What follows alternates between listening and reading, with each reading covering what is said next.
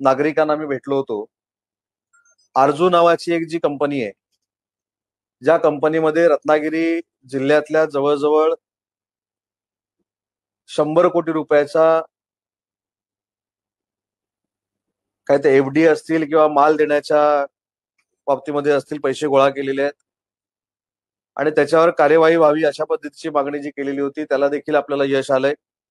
पोलिसांनी आरजूच्या संबंधित केळकर नामक माणसाला अटक केलेली आहे. फडके नामक माणसाला देखील अटक केलेली आहे.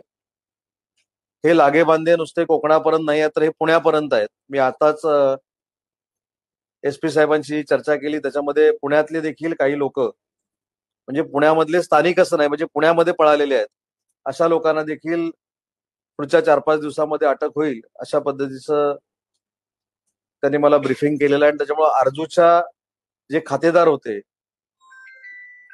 त्यांना ज्या पद्धतीनं फसवण्यात आलं, माझी पालकमंत्री या नात्यानं जिल्ह्यातल्या सगळ्याच नागरिकांना एक विनंती आहे की अशा पद्धतीच्या कंपन्या ज्यावेळी आपल्याकडे पैसे दुप्पट करून देतो म्हणून येतात आणि आंधळेपणानं आपण त्यांच्यावर विश्वास ठेवतो आणि त्यांच्याकडे आपण पैसे देतो, तर ही देखील सवय बंद केली पाहिजे. पूर्ण खात्री केली पाहिजे की आपण पैसे कोणाकडे देतोय. कारण आरजू संदर्भातल्या अनेक महिला भगिनींनी असं सांगितलं की आम्हाला कच्चा माल मिळणार होता, आम्हाला गाडी मिळणार होती, आम्हाला अजून काही मिळणार होतं, म्हणून आम्ही आमचे दागिने विकून आरजू कंपनीमध्ये पैसे इन्व्हेस्ट केलेले होते.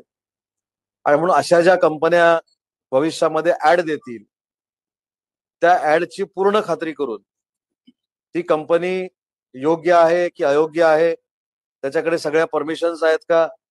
आपल्याला रत्नागिरीकरांना 2 महत्वाचे मोठे अनुभव आहेत.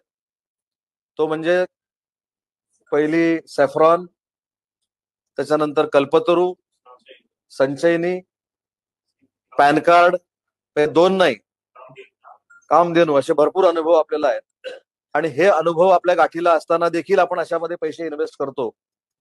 ही काय चूक मी नागरिकांची म्हणणार नाही, पण भोळे बाबडेपणानं अशा लोकांवर ते विश्वास ठेवतात.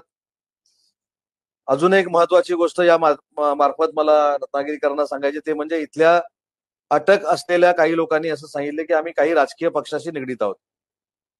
मी तर स्वतः पोलीस अधीक्षकांना सांगितलेलं असेल, कोर्टचा राजकीय पक्ष आहे मला माहित नाही, पण माझ्या शिवसेना पक्षाशी निगडीत आहे म्हणून जर आरोपी सांगत असेल तर त्याच्यावर आहे त्याच्यापेक्षा कठोर कारवाई झाली पाहिजे, अशा पद्धतीच्या सूचना आणि निर्देश मी आजच पोलीस अधीक्षकांना दिलेले आहेत.